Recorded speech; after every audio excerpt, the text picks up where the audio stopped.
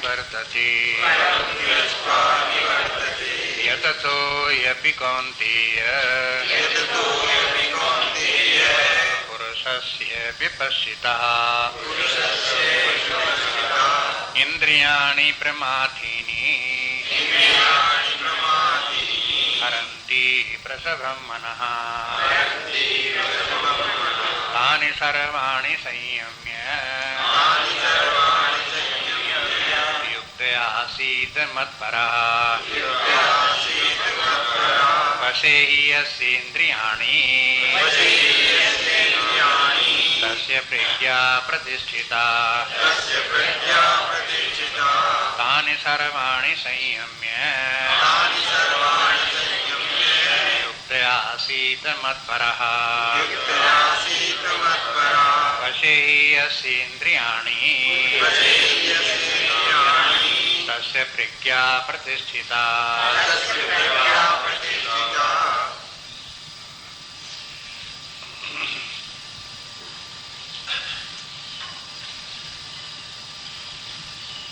कल देख रहे थे स्थित प्रज्ञ पुरुष के लक्षण बताते हुए भगवान ने ये भी कहा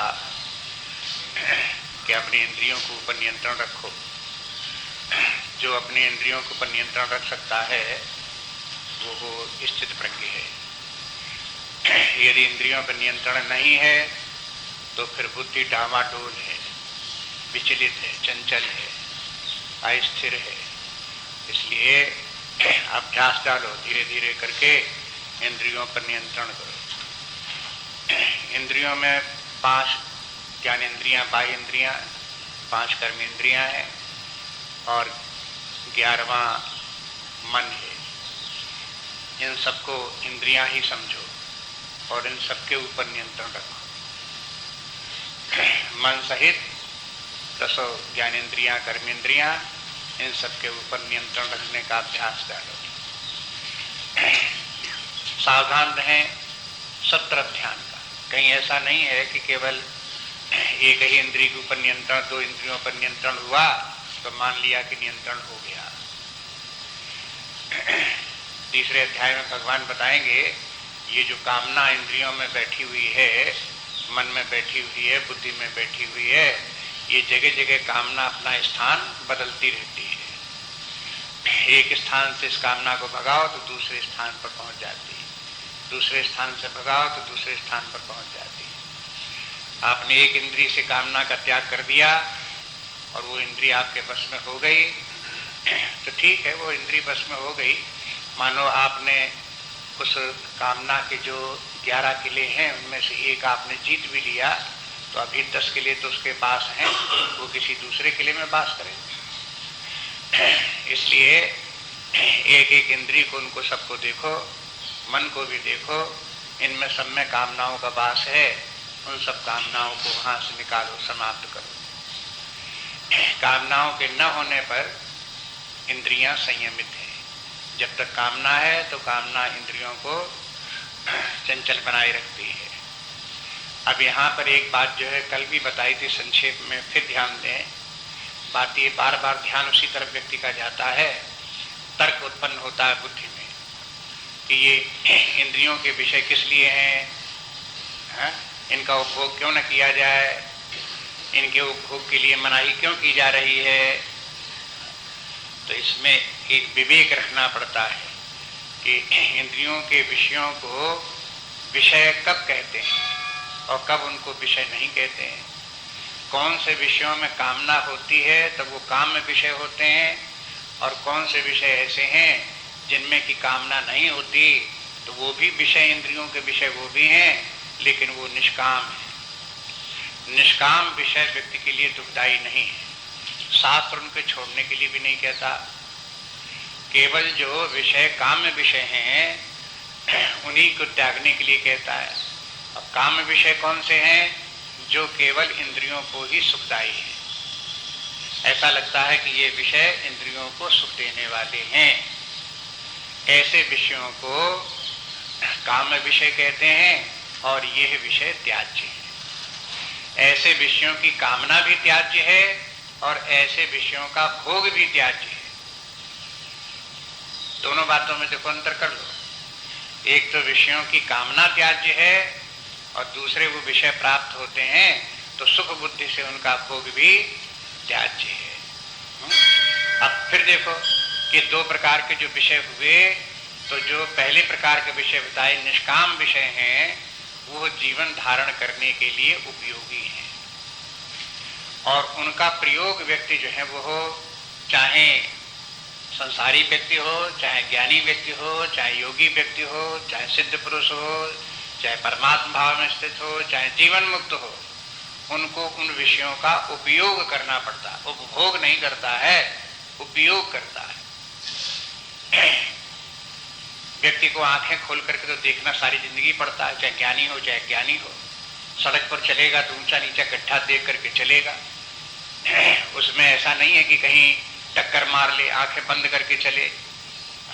कोई ऐसा नहीं कि ज्ञानी व्यक्ति है चूंकि इसलिए आंखों से देखता ही नहीं है, आंखों में पट्टी बांध करके चलता है। ये कुतर्क है, दुर्बुद्धि की बात है। ऐसा नहीं करता है। ज्ञानी व्यक्ति भी आंख खोल करके चलता है, जमीन में देख करके चलता है, कहाँ गड्ढा है, कहाँ ऊंचा है, कहाँ नीचा है, कहाँ टक्कर लगती है, देखने लगो। और उनका जीवन में उपयोग न हो,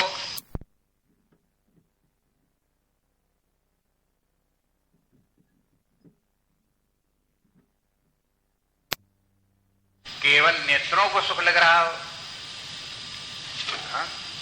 तो फिर वो हो गया विषय, और वो हो गया काम में विषय, और वो हो गया फिर त्याज्य। उसकी कामना भी त्याज्य हो गई और वो विषय भी त्याज्य हो गया। स्वादेंद्री को देखो, स्वादेंद्री का प्रयोग दो प्रकार से हो सकता है। एक तो ये जो कुछ हम खाएं वो हमारे पेट में ठीक ठाक पहुंचे, ऐसी चीज हम न खा जाएं कि पेट में पहुंच करके वो हानि करे। मान लो मुंह में तेजाब रखा और गले में जाकर के तेजाब पेट में पहुंचे, हाथों हाथों सब काट छाट खत्म कर दे, जीवन नष्ट कर दे। तो जैसे ही जीभ पर तेजाब रखोगे तो जीभ क्या बताएगी? सूचना देगी क्या देगी कि ये भीतर जाने लायक पदार्थ नहीं है। बस जीभ का काम हो गया, उसने स्वाद देख करके अनुभव करके बता दिया कि ये पेट के भीतर जाने लायक चीज नहीं है। साधारण रूप से देखो, अगर मान लो कोई आपको खाने को वस्तु मिली है, बहुत कड़वी है, वही मिर्चा पड़ा हुआ है, तो आप जानते हो ज्यादा मिर्चा पेट में पहुंचेगा तो वो हाथों को नुकसान करेगा। तो जीभ क्या कहेगी? ये तो साहब बहुत कड़वा है, ये तो बहुत कड़वा है। तो बहुत कड़वा है कि माने आप खा नहीं सकते उसे। तो इसके माने जीभ का ये बताने का काम है, यदि बहुत कड़वा हो तो वो बता दे, जिससे कि वो पेट में पहुंचने के बाद में नुकसान ना करे। तो बस जीभ का यही काम है कि वो इंस्पेक्शन का काम करती है। देखो हमारे पेट में अन्न पहुंचता है तो उसके लिए भगवान ने दो इंस्पेक्टरेट नियुक्त किए हुए हैं, दो, एक आउटर इंस्पेक्टर और एक इनर इंस्पेक्टर। एक गेट के बाहर, एक गेट के भीतर। कौन सा गेट? ओंठों के भीतर। ओंठों वाले गेट के बाहर एक इंस्पेक्टर बैठा हुआ है, वो ये बताता रहता है कि पेट में जाने लायक ये चीज है कि नहीं है। जैसे ही मुंह के पास आप लाओगे ओंठों के पास, वो इंस्पेक्टर चिल्ला पड़ेगा, बंद करो ओंठ, भीतर मत जाने दो। क्या चीज आ गई? ये दुर्गंधपूर्ण है। नासिका सुगंध दुर्गंध देख करके बता देती है कि ये पेट में जाने लायक है, ये पेट में जाने लायक नहीं है। नासिका जो है आउटर इंस्पेक्टर है, और नासिका का यही प्रयोग है कि खाते समय आप देखो कि सड़ा भूसा तो नहीं खा रहे हो, जो उसके पेट में जाकर के आप उस पेट के अंदर विकार करेगा।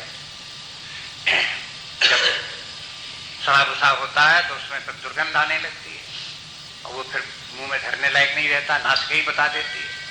लेकिन अगर कोई नासिका उसको बात को न बतावे, माने कोई चीज ऐसी हो जैसे मान लो बहुत मीठी चीज हो, बहुत नमकीन चीज हो, बहुत कड़वी चीज हो, बहुत खट्टी चीज हो, नाक न बता पावे उसको, तो जब फिर मुंह के भीतर जब आप रखेंगे तो इनर इंस्पेक्टर जो बैठा हुआ है जीभ, वो फिर बोलेगी, कहा कि ये पेट के अंदर जाने लायक है कि नहीं जाने लायक है।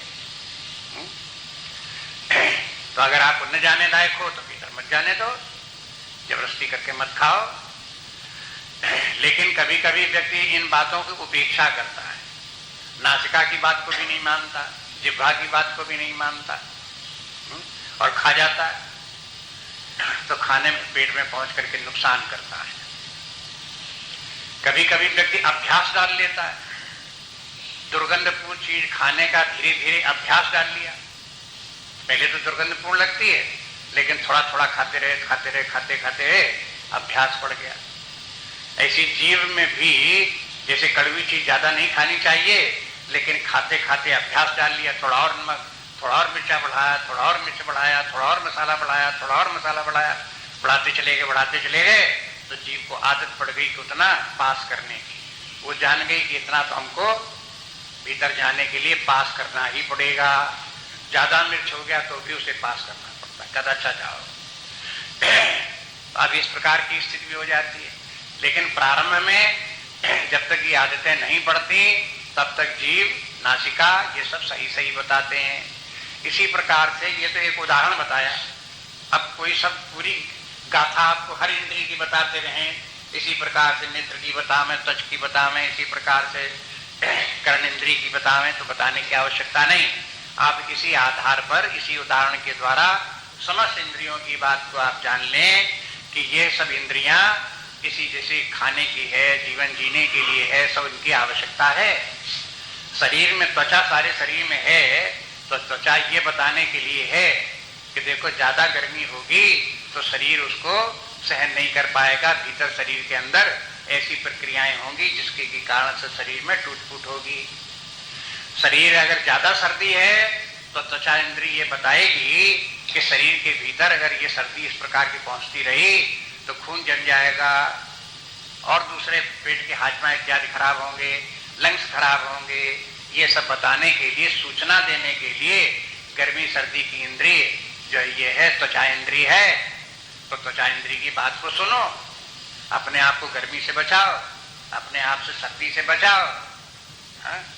लेकिन अब सर्दी से बचाने के लिए किसी व्यक्ति को ये कहा कि भाई हमको तो अमेरिका से मंगाओ साल, उसका कम्बल मंगाओ फ्रांस का, और हमको मंगाओ ऐसा कश्मीर का साल, तब हम पहने, तब हम ओढ़ें। अब ये सब उसको सर्दी बचाने के लिए नहीं, ये तो आपको दिखाने के लिए है, आपको प्रदर्शन करने के लिए है।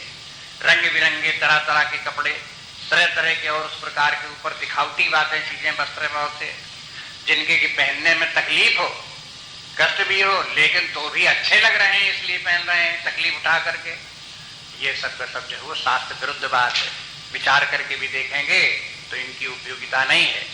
वस्त्रों की उपयोगिता सर्दी गर्मी से बढ़ने बचने के लिए है, बस उतना उनका प्रयोग कर लिया।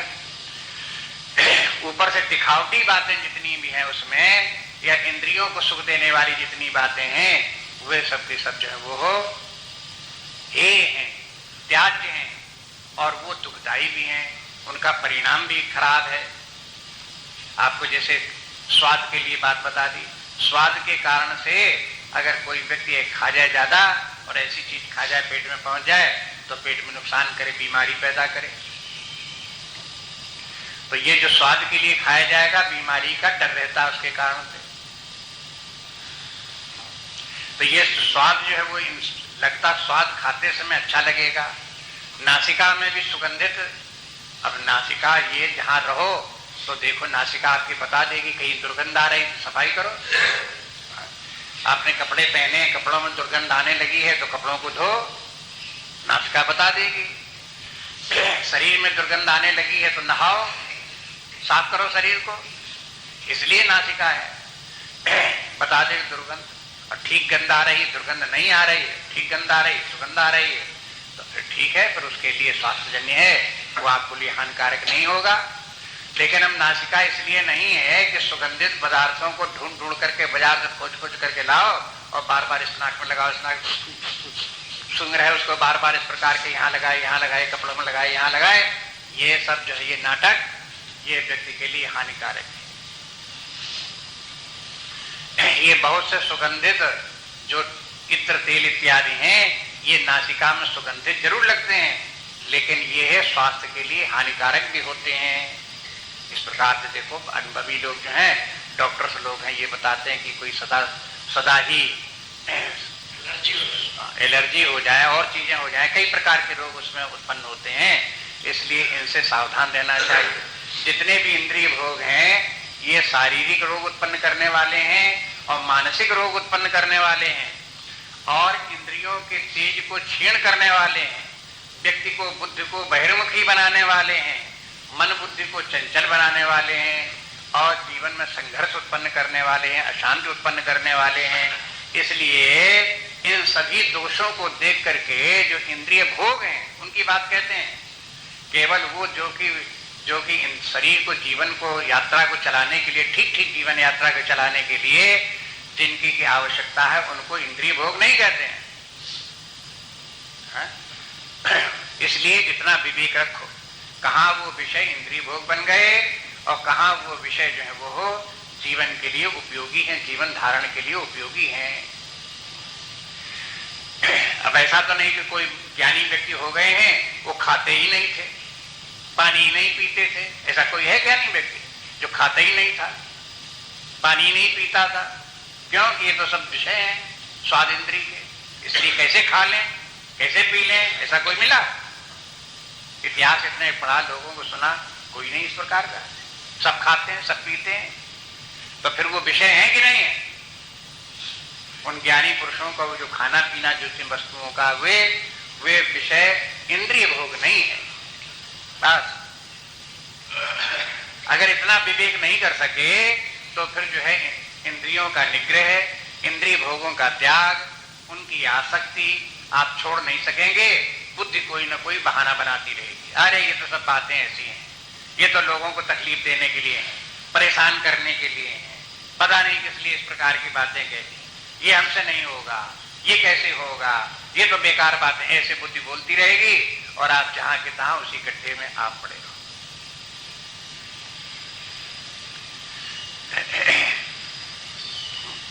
इस बात इसको ध्यान में रख करके ये सब बातें भगवान ने जो बताई, कहते हैं तानि सर्वाणि संयम में, इसलिए सब इंद्रियों को संयमित रखो। संयमन में इंद्रियों के ऊपर संयम रखो। एक संयम एक बात है और निग्रह दूसरी बात है। निग्रह के माने है रोक देना और संयम के माने है रोकना नहीं, राइट डायरेक्शन में उनको ले जाना। देखो जैसे घोड़े की लगाम को पकड़े है कोई व्यक्ति, तो एक तो इतनी लगाम खींच लो कि घोड़ा चल ही ना पावे, और एक ऐसा है कि लगाम को थोड़ा ढीली करो जिससे कि घोड़ा आगे चले, लेकिन इतनी ढीली न करो कि जहां मर्जी है तहां भाग जाए। हाँ?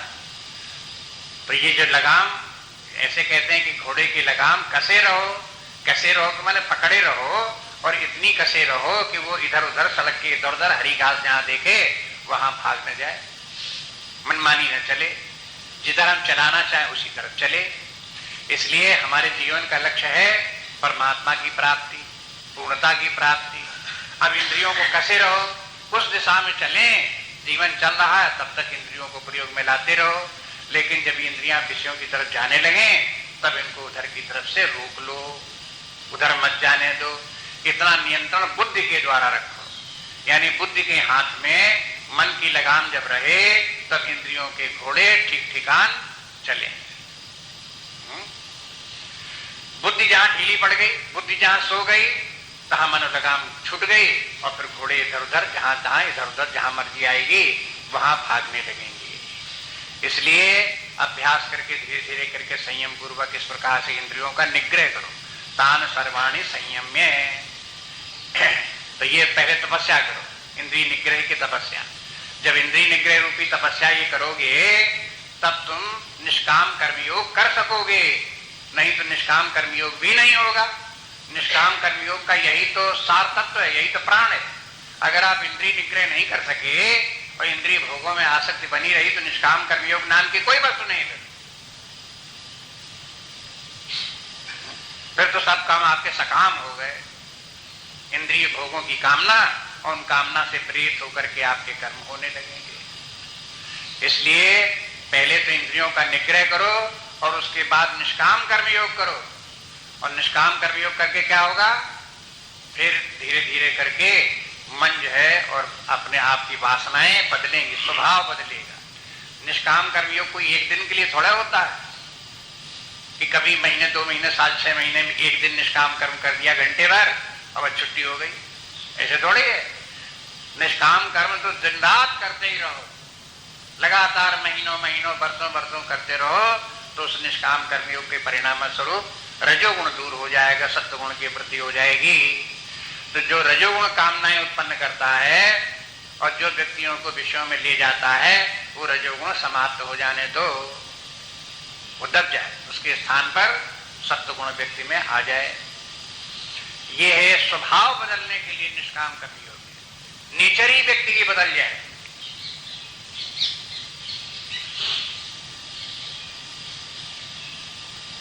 उसके अंदर फिर कामनाएं उत्पन्न होने का कोई प्रश्न ही ना आवे, कामनाएं कभी भीतर से जोर मारे ही नहीं, इस प्रकार की अवस्था है। तो कहते हैं इसके लिए दूसरा शब्द एक दिया आगे, युक्त। युक्त शब्द क्या है? युक्त शब्द का पहले आपको बता दिया। देखो, एक तो पूरा शब्द है निष्काम कर्म योग, इसे तो आप समझते हो। उसको अगर थोड़ा संक्षेप करें तो उसे निष्काम अगर हटा दो, कर्म योग कह दो, तो भी उसका अर्थ यही है। कर्म योग का अर्थ क्या है? निष्काम कर्म योग। कर्म योग में से अगर हम कर्म को हटा दें, केवल योग बोलें, तो उसका अर्थ क्या है? वही निष्काम कर्म योग, संक्षेप में योग है। और जो योग साधना करता है वो योगी है, और जो योग साधना नहीं करेगा वो भोगी है, योगी नहीं है, कोई योगी है। अच्छा, जब योग साधना करेगा तब व्यक्ति योग युक्त हो जाएगा। योग युक्त, जो योग साधना कर रहा है और धीरे धीरे करके उसको जो है निष्कामता उसके अंदर आ गई, योग युक्त हो गया। तो फिर गीता में एक शब्द प्रयोग करते हैं युक्त, और एक शब्द प्रयोग करते हैं अयुक्त। ये दोनों शब्द आएंगे, इसलिए इन शब्दों का अर्थ समझ लो, याद कर रहे हो। अयुक्त के माने हैं जिसने कभी निष्काम कर्म योग नहीं किया, सकाम कर्म ही करता रहा, इंद्रिय भोगों में लिप्त रहा, उसको बोलेंगे अयुक्त। और जिसने निष्काम कर्म योग किया और उसने अपने सत्वगुणी अपने आप को बनाया, स्वभाव बदल लिया, तो ऐसे व्यक्ति का हो गया युक्त। ऐसा व्यक्ति युक्त हो गया। तो ये युक्त शब्द यहाँ पर वही है, युक्त। तो कहते हैं कि तान सर्वाणि संयम में युक्त। मैंने पहले अपनी इंद्रियों को संयम करने का अभ्यास डालो और फिर निष्काम कर्मयोगी बन करके निष्काम कर्मयोगी बनो। युक्ता शब्द का इतना अर्थ हो गया, क्योंकि ये तो एब्रीवेशन है, संक्षेप है उसका। निष्काम कर्मयोगी बनो, और निष्काम कर्मयोगी बन करके मत परहा। अभी किस्सा खत्म नहीं हुआ यहाँ निष्काम कर्मयोगी बनने से, पर आगे चलो। अब क्या करो? निष्काम कर्मयोगी बनकर तो सत्वगुणी व्यक्ति हो गया, ये विरक्त व्यक्ति हो गया। अब इसके आगे ज्ञान विज्ञान के द्वारा, भक्ति के द्वारा परमात्मा को प्राप्त करो। सत्वगुणी व्यक्ति इन वासनाओं से पार करके आत्मा परमात्मा को प्राप्त करे। तो मत परा, मत के माने आत्मा परमात्मा, मत माने मैं, मत परा मेरे परायण होकर के रहे। तो ये कौन बोल रहा है? ये परमात्मा ही बोल रहा है, आत्मा ही बोल रहा है। कह रहे मेरे परायण हो। और जो आत्मा बोल रहा है वो हमारा आत्मा बोल रहा है, किसी दूसरे का आत्मा बोल रहा है? क्या अपना पराया दो आत्मा है?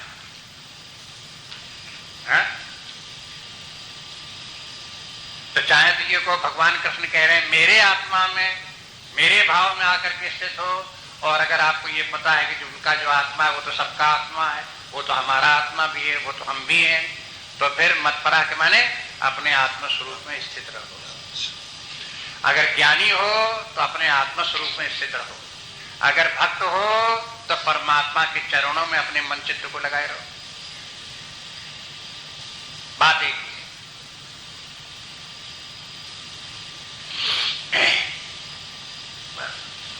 ऐसा करने पर तब जाकर के इंद्रियां बस में होंगी। कहते हैं तानि सर्वाणि संयम में, इंद्रियों का संयम बरबस आपने कर लिया तो उतने से काम पूरा नहीं पड़ा। निष्काम कर्मयोग करके अपनी प्रकृति को, स्वभाव को बदलो, और स्वभाव को बदल करके भी वासनाओं से स्वभाव के भी परे निकल जाओ, अपने आत्म स्वरूप में स्थित हो जाओ, तब जाकर के सब इंद्रियां आपके अपने बस में हैं। और तब आसीत, जब तक कि वहां न पहुंच जाओ तब तक बैठो नहीं। आसीत के मन बैठना, कहां बैठो जाकर के? न शरीर में बैठो, न इंद्रियों में बैठो, न मन में बैठो, न बुद्धि में बैठो, न वासनाओं में बैठो। और चलो आगे, चलते रहो आगे। कहां पहुंच गए? आत्मा में, वहां जाकर के बैठो।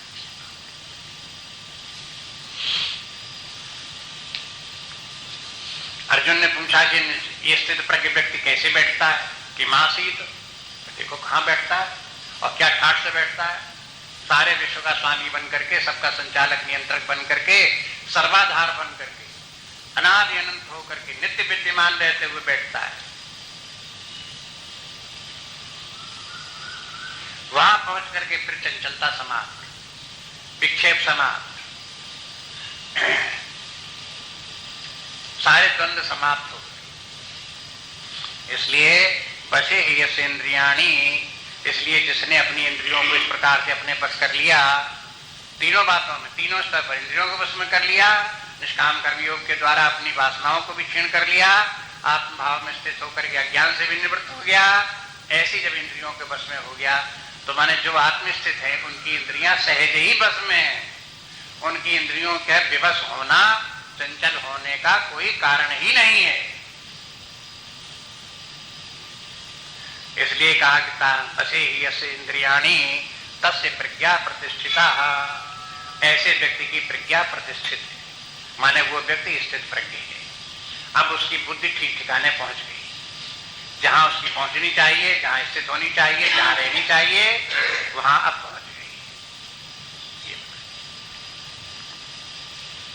इसलिए यहां तक इतने कई श्लोकों तक पहले तो इंद्रिय निग्रह का वर्णन किया और उसके बाद में यहां आकर के इंद्रिय निग्रह वर्णन का समापन करते हुए एक बार बता दिया कि जिसको भी इसमें सफलता इस कार्य में मिल गई वो व्यक्ति भी स्थित प्रज्ञ है।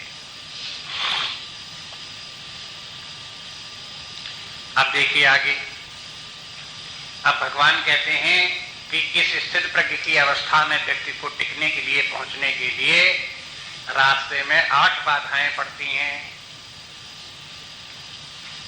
8 बैरियर मिलते हैं। ये सड़क पर चलो आप तो हर जगह आप जहां थोड़ी दूर चले 10-5 किलोमीटर तो आप देखो कि सड़क के किनारे एक बैरियर लगा दिया गया, एक आदमी बैठा हुआ रास्ता रोके हुए। जब जाओ तब उस पास पहुंचो, तब फिर वो बैरियर खोले तब आप आगे निकलो, नहीं तो बैरियर लगाए हुए आपके लिए गति आपके।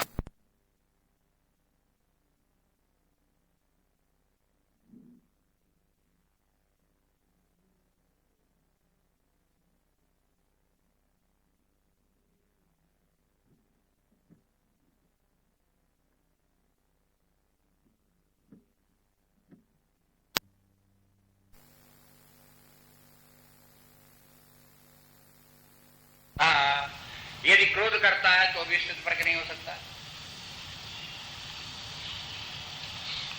बिल्कुल लिस्ट बनाते चले गए, एक के बाद एक के बाद, और एक का दूसरा कारण भी बताते गए कि देखो एक से दूसरे की, दूसरे से दूसरे की उत्पत्ति होती है। ये सब कार्य कारण संबंध भी इनके बीच में है। एक प्रकार से ये है, जो क्रोध है ये नाती पंक्ति है किसका? कामनाओं के चिंतन, विषयों के चिंतन का।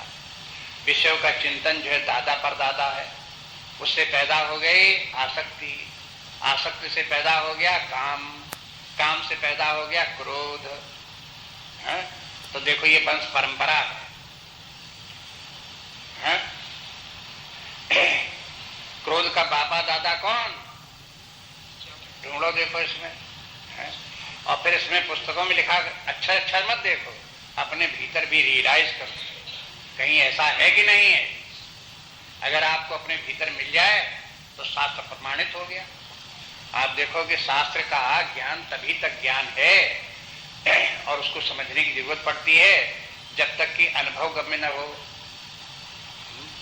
ये शास्त्र ज्ञान अनुभव पर्यवसायी कहलाता है। अनुभव पर्यवसायी बने जब व्यक्ति को वही ज्ञान अपने भीतर अनुभव में भी आने लगा तो कहा हाँ ठीक, अब शास्त्र की जरूरत ही नहीं है। अब स्वयं जब अनुभव में अपने आ रहा है तो शास्त्र कहे न कहे, हम पढ़े न पढ़े, हम अपने आप अपने भीतर ही अनुभव कर रहे हैं। जब तक वो बात अपने भीतर अनुभव में नहीं आ रही है तब तक शास्त्र की जरूरत है। अगर हम स्वयं अपने आप देख रहे हैं कि हमारे अंदर क्रोध क्यों पैदा हो रहा है, हम समझ रहे हैं, हमें अपने भीतर अपनी मानसिक दशा दिखाई दे रही है, तो इस श्लोक की हमको क्या जरूरत? क्योंकि हमें नहीं दिखाई देता, हम अपने भीतर देख नहीं सकते, तब शास्त्र की जरूरत पड़ती, दिखाता है कि देखो इस दृष्टि से देखो, ध्यान दो, इधर देखो ऐसा हो रहा है कि नहीं तुम्हारे अंदर हो रहा है। तब ध्यान देगा व्यक्ति तो पता लगेगा हाँ हो तो रहा है। माने इसकी सबकी एक बात सबसे ये भी बड़ी महत्वपूर्ण बात है, यद्यपि वो बहुत साधारण व्यक्ति बात लगती है, लेकिन शास्त्र ये बताते हैं जो आपको साधारण बात लगती है वही बम का गोला है। क्या कहते हैं? ध्यायतो विषयान। जो पुरुष विषयों का ध्यान करता है, स्मरण करता है, यही सारे अनर्थ की जड़ है। अभी कामना पैदा नहीं हुई, केवल आप विषय का चिंतन कर रहे हो। इसलिए भागवत में एक बड़ा सुंदर श्लोक है, उसमें कहते हैं सुखदेव मुनि या व्यास जी कहते हैं कि जो व्यक्ति जो है वो विषयों का जो चिंतन करता है वो विषयों को ही प्राप्त हो जाता है और उन्हीं की दलदल में, उन्हीं के गड्ढे में, खड्डे में जाकर के गिरता है और विषय उसके चारों तरफ से घेर करके उसको दबोच लेते हैं और फिर निकलने नहीं देते। दूसरी पंक्ति में कहते हैं कि जो लोग फिर भगवान का चिंतन करते हैं, परमात्मा का चिंतन करते हैं, फिर वो परमात्मा की महिमा को, उसकी परम विभूति को प्राप्त होकर के परमानंद को प्राप्त होते हैं। चिंतन से ये गाड़ी शुरू हो जाती है, विषयों का चिंतन। इसलिए चिंतन किसका करो? बार बार कहते हैं शास्त्रों में, कहते हैं कि परमात्मा का चिंतन करो, भगवान का चिंतन करो। आपको लगता है वो फिजूल का टाइम बर्बाद करने के लिए कह रहे हैं? इतनी देर अपने दुनिया की और बातें करो, मजा आएगा उसमें, भगवान के चिंतन में क्या धरा है? लेकिन आप भगवान का चिंतन नहीं करोगे तो विषयों का चिंतन करोगे, दो में से एक होगा, चाहे परमात्मा का चिंतन करो और चाहे विषयों का चिंतन करो।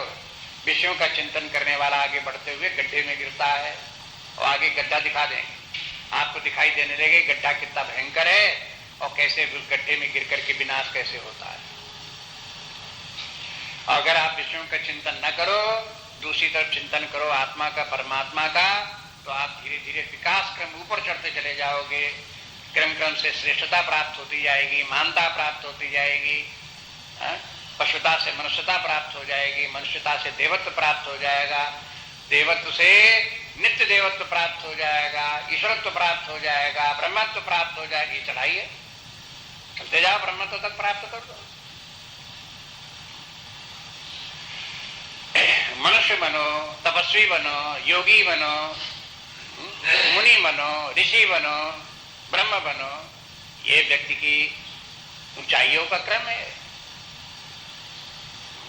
जो मर्जी आए सो बनो, मर्जी आए पशु बनो, कीड़े मकोड़े बनो, विष्ठा के दलदल में पड़ करके विष्ठा के कीड़े बनो, अच्छा लगता है तो वही बनो।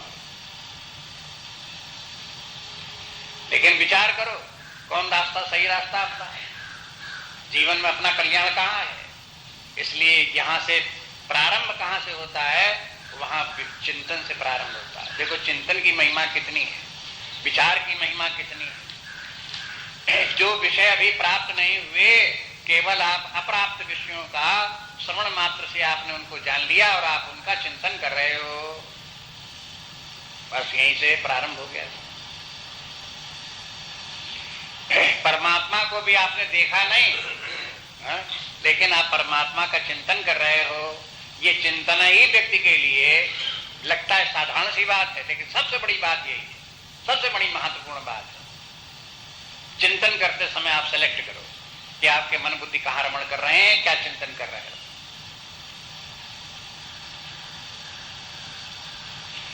आप देखो इस विषय में आपको स्मरण दिलाते हैं। बहुत लोगों ने पंचदशी भी पढ़ी सुनी। पंचदशी के चौथे अध्याय में वहां पर द्वैत विवेक करके उसका नाम, अध्याय का नाम द्वैत विवेक। और द्वैत विवेक के माने क्या है, ईश्वर सृष्टि क्या है और जीव सृष्टि क्या है।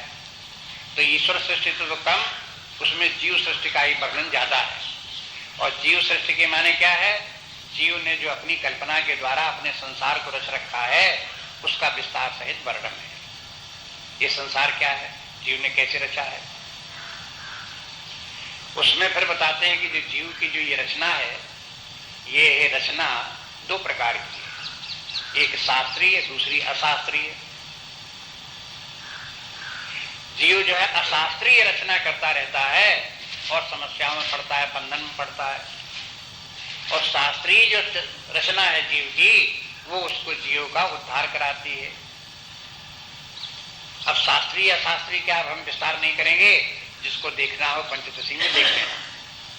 फिर वहां पर ये कहते हैं कि जो अशास्त्रीय जो रचना है और बंधनकारी है, ये जो जीव का संसार है, ये भी दो प्रकार का है, एक मंद और दूसरा तीव्र।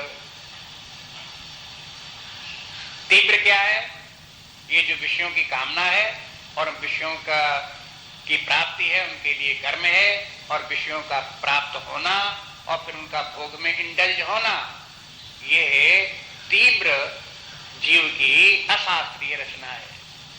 जीव की तीव्र अशास्त्रीय संसार की रचना।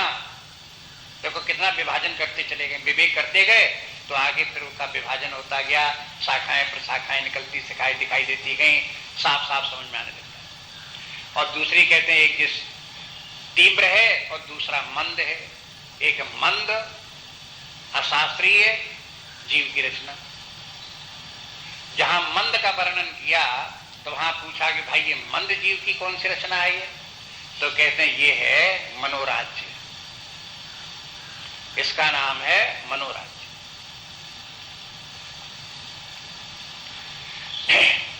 तो बोले, पूर्व पक्षी ने बोला कि ये तो मंद है, हो तो बनी भी रहे तो इससे क्या नुकसान है, तीव्र तो जो है वो घातक है। ये तो लगता है कि जब व्यक्ति विश्व में इंडल्ज होगा, उसमें पड़ेगा, तो फिर वो उसके लिए हानिकारक सिद्ध होंगे, ये बात तो समझ में आती है। लेकिन ये मंद मनोराज्य से क्या बिगड़ता है जीव का, तो वहां आचार्य कहते हैं कि देखो तीव्र जो मनोराज्य है उसका मूल कारण ये मंद मनोराज्य है। जो मनोराज्य है ये मंद जीव सृष्टि है और यही चल करके आगे तीव्र रूप धारण कर लेती है। इसलिए तीव्र जो अशास्त्रीय सृष्टि है उससे भी ज्यादा मंद जो है घातक है। और फिर गीता का उदाहरण देते हैं वहां पर, जिसमें कि एक बताया गया कि ध्यायतो विषयान, ये क्या है, इसका नाम वहां पंचदशी में मनोराज्य है। ध्यायतो विषयान के माने मनोराज्य। मनोराज्य के माने कोई व्यक्ति बैठा बैठा सपना सा देख रहा है, सोचता है कि इस प्रकार का एक बहुत बड़ा मकान मिल जाए, ऐसा महल हो, ऐसा बंगला हो, इतने नौकर लगे हों, इतने चाकर लगे हों, ऐसे ऐसे कारें खड़ी हों, ऐसे ऐसे करके कर्मचारी लगे हों। अब ये सब अपने सोच रहा है कल्पना और उस बंगले में पास कर रहा है। तो आप जब उसको क्या दिखाई, इसको कहेंगे मनोराज्य। उसी मनोराज्य का जो है अभी कुछ उसे प्राप्त तो नहीं हो गया, लेकिन केवल मनोराज्य इस प्रकार का कर रहा है। ये जो मनोराज्य है ध्यायतो विषयान, इसी के लिए भगवान ने कहा वो विषयों का चिंतन कर रहा है। वो सब विषय हैं, वो बंगला है, नौकर चाकर है, सवारियां हैं, खाने पीने की सामग्री है, वो बैरा बावर्ची लगे हुए हैं, खाना बनाने वाले लगे हुए हैं, ये सब के सब उसे कर रहे हैं। और सब बड़ा ही सुंदर, बड़ा ही साफ, बड़ा बढ़िया बंगला बना हुआ है, एयर कंडीशनर लगा हुआ, ये सब सोच सोच करके वो मनोराज्य जो कर रहा है, ये मनोराज्य जीव के लिए आगे चल करके बंधन में डालने वाला और कुएं में गिराने वाला है सब। इसलिए जब मन में इस प्रकार के मनोराज्य होने की मन में उत्पन्न हो, कहीं व्यक्ति सावधान हो जाए और अपने मन को, अपनी बुद्धि को विचार पूर्वक इस मनोराज्य से हटा करके अपने आत्मा स्वरूप की तरफ परमात्मा के चिंतन में लगावे। अब ये देखो जीवन का एक प्रकार का ऐसा अनुभव है जो सभी लोगों के जीवन में इस मनोराज्य की दशा आई होगी या आ रही होगी। अब भी जिनको पता नहीं कि इस मनोराज्य में क्या दोष है, वो सारे जीवन इस प्रकार के मनोराज्य करते ही रहते हैं।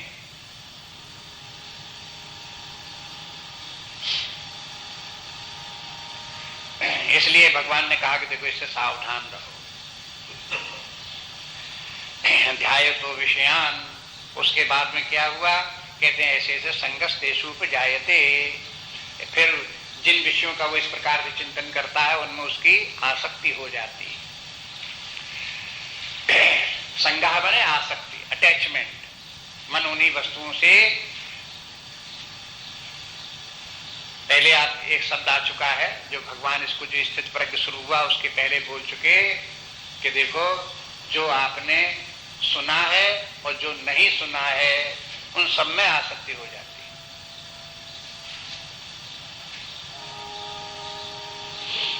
आप स्मरण को याद रखोगे, जितनी पिछला जो पढ़ा हुआ जितना आप याद रखोगे उतना आगे के लिए आपके लिए स्पष्ट करने के लिए, ज्यादा समझ में आने के लिए साधन बनेगा उतना ही। इसलिए कहते हैं कि जहां आपने केवल मनोराज्य के द्वारा जिन वस्तुओं को आपने सुना उनकी कल्पना करते हो उनमें भी आपकी आसक्ति हो जाएगी। यही नहीं कि आसक्ति जो आपके सामने धन है, परिवार है, उसमें ही आसक्ति होती हो, ये जो अप्राप्त वस्तुएं हैं उनमें भी व्यक्ति की आसक्ति हो जाती है। केवल काल्पनिक है उनमें भी आसक्ति हो जाती है। अब आप देखो ऐसा होता कि नहीं,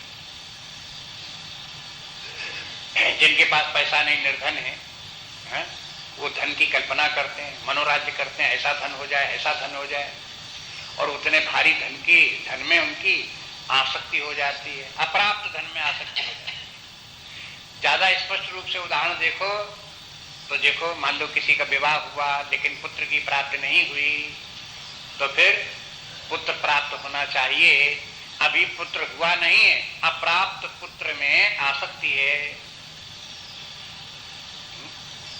उस आसक्ति के कारण से अब क्या करेगा, अब चुप थोड़ी बैठेगा। जब आसक्ति होगी तो उसकी कामना होगी, कामना होगी मैंने पुत्र प्राप्त होना चाहिए, ये विचार आने लगे। आसक्ति से फिर कामना उत्पन्न होगी। पहले अज्ञात वस्तु, अप्राप्त वस्तु, उसकी कल्पना, कल्पना से फिर उसमें आसक्ति, आसक्ति से तब कामना। ये कामना जो है ये है, कामना में क्या अंतर है आप अपने आप देख लोगे। आसक्ति के माने तो अप्राप्त वस्तु है, उसको वो अच्छी है, प्रिय है, श्रेष्ठ है, इस प्रकार की बुद्धि में आई। और लेकिन जब ये बात आई कि ऐसी वस्तु तो हमें प्राप्त ही होनी चाहिए, बस जहां ये विचार बन गया वही, तब उसका नाम हो गया कामना। कामना में व्यक्ति के साथ में एक तो काम्य पदार्थ में आसक्ति होती है, दूसरे काम्य पदार्थ में प्रियता होती है, काम्य पदार्थ में सुख बुद्धि होती है, ये सुखदायी है, सुख बुद्धि होती है, और फिर उस काम्य पदार्थ को प्राप्त करने का संकल्प होता है कि इसे हमें प्राप्त होना चाहिए। इसलिए आगे चल करके आप देखेंगे जब कामना शब्द का प्रयोग भगवान करते हैं उसके साथ संकल्प शब्द का प्रयोग करते हैं। संकल्प प्रभवान कामान त्यक्त्वा सर्वान शेषतः, 6वें अध्याय में आएगा।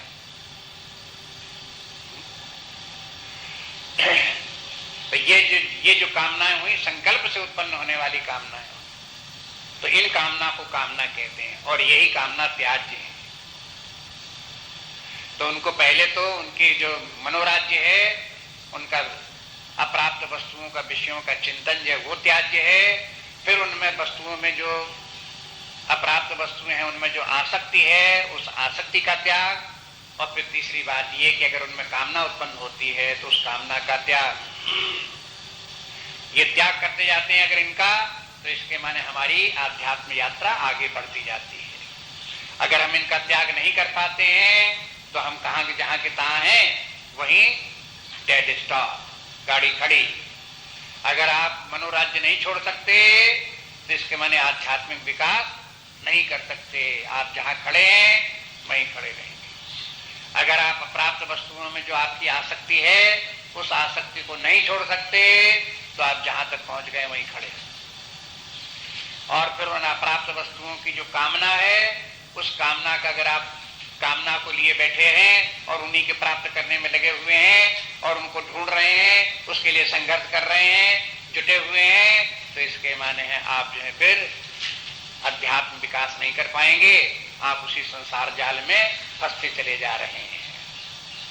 अब फिर आप बताते देखो, फिर बोले कि देखो कामात् क्रोधो भी जायते, काम से ही क्रोध की उत्पत्ति हो जाती है। कामात् माने कामना से,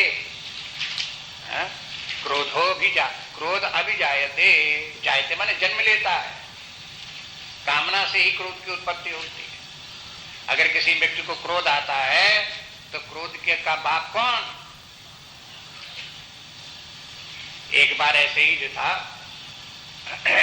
कहीं काम और क्रोध की बात चल रही थी। लखनऊ में ज्ञानज्ञ, बहुत दिनों की पहले की बात है, लखनऊ में ज्ञानज्ञ हुआ। वहां एक सुनने आए, इसी प्रकार से सुनते रहे कि कामना से क्रोध की उत्पत्ति होती है, कामना से क्रोध की उत्पत्ति होती है।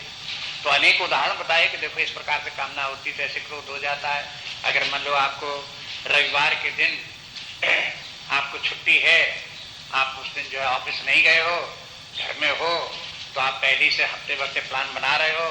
रविवार के दिन जब आएगा उस दिन फिर खीर बनेगी, कुछ पकौड़ी भी बनेगी, कुछ पूड़ी भी बनेगी, और दोपहर में रोज तो खा पी करके ऐसी रोटी सूखी रोटी खा दाल सब्जी खा करके भागते हैं।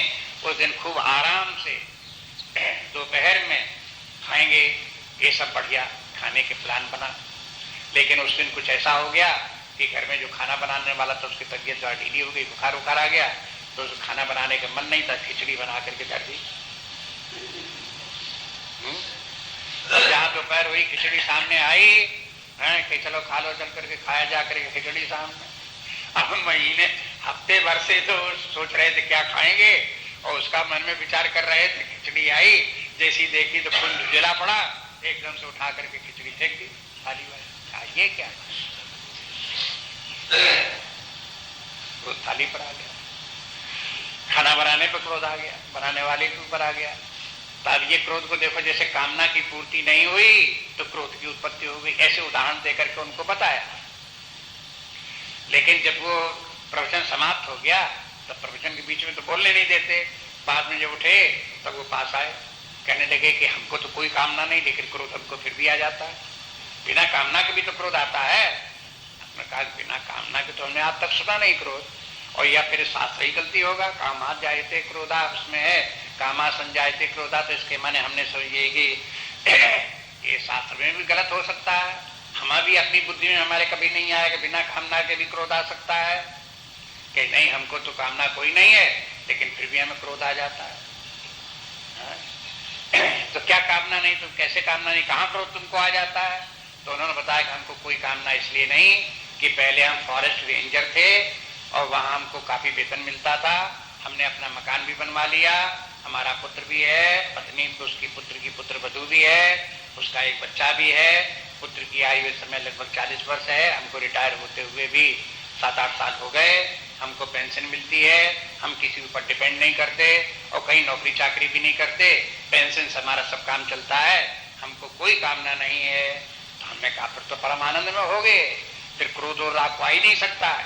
कहीं नहीं, क्रोध फिर भी आता है। कैसे आता है कि जब वो लड़का शाम को 10 बजे के बाद 11 बज जाता है, 11:30 बज जाता है, तब दरवाजा खटखटाता है तो मुझे क्रोध आता है। मैं मन आता है उससे कह दूं कि भाग जा, हम नहीं खोलता दरवाजा, कल आना था। लेकिन क्या बताऊं, उसके बाद फिर दरवाजा फिर वो खोलना पड़ता है उठ करके हमको, और फिर आता है तो बड़ी गुस्सा आती उसके ऊपर आती है। लेकिन वो 2-4 दिन फिर मना रहता है, फिर एक दिन कभी न कभी ऐसी करके आता है और वो सबके सब चले जाते हैं।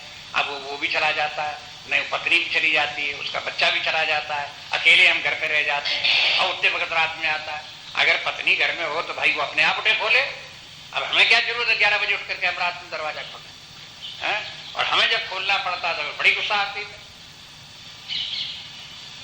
अब बताओ उनका क्रोध के पीछे कोई कामना है कि नहीं?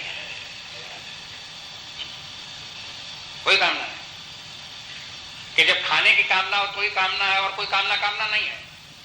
अरे भाई सभी कामना है, ये भी तो कामना है कि आप अपने पुत्र से चाहते हो कि 10 बजे के पहले घर आ जाए और आपकी आज्ञा का पालन करे, आपकी बात माने, और नहीं मानता है तो आपकी इच्छा के विरुद्ध बात हो रही है। आपकी ये कामना पूरी नहीं हो रही है, इसके कारण से आपको क्रोध आ रहा है कि इसमें भी कामना। हाँ, कहा कामना, इच्छा, आशा, तृष्णा, ये सभी कामनाएं, आशा तक कामना है। आप अपने पुत्र से ये आशा तो रखते हो कि वो 10 बजे के पहले आ जाएगा, कि नहीं आशा रखते हो? ये आशा तो रखते हैं। तो क्या आप समझते हो कि आशा और कामना दो अलग अलग चीजें हैं? आशा भी कामना ही है। भागवत में तो कामना की जगह में आशा शब्द का ही प्रयोग कर दिया। बोले कि आशायाम परमम दुखम, निराशायाम परमम सुखम। आशायाम परमम दुखम, आशा जो है वो ही बड़ी दुख देने वाली है। वहां आशा का माने कामना है। निराशायाम परमम दुखम, निराशा का माने निष्कामता, जहां कोई कामना नहीं है उसको वहां निराशा शब्द बोल दिया। इसके माने आशा भी कामना ही है। शास्त्रों को सबको देखते रहे तो कोई ना कोई चीज आपको एक्सप्लेनेशन मिल जाता है। उसको इस श्लोक को देखने से पता चलता है कि ये आशा भी कामना की श्रेणी में आती है, तब तो ही दुख देती है।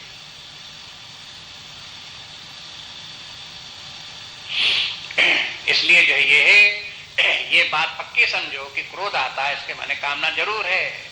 और कामना क्यों है उसका कारण पहले बता दिया। कहीं आसक्ति है। कहीं आसक्ति क्यों है? क्योंकि आपने वहां पर अपनी मूल्य बुद्धि बना रखी है, मनोराज्य किया है, मूल्य बुद्धि बना रखी है कि ऐसा हो तो बड़ा श्रेष्ठ हो, ऐसा हो तो बड़ा अच्छा हो, ऐसा हो तो बड़ा सुखदायी हो, ऐसा हो तो बड़ा, ऐसे करके कोई मूल्य बुद्धि वहां संसार की किसी वस्तु में बना रखी है। परिणामता वहां आपकी आसक्ति हो गई है। बस ये क्रम है। ये सब मनोविज्ञान है। मनोविज्ञान के माने हमारी मानसिक क्रियाएं कैसे होती हैं, मन किन नियमों से काम संचालित होता है, कैसे कैसे काम करता है, ये आप अपने मन को देख करके पहचानो, समझो। अब आगे बताएंगे कि देखो, अब तो आज इतनी रखते हैं।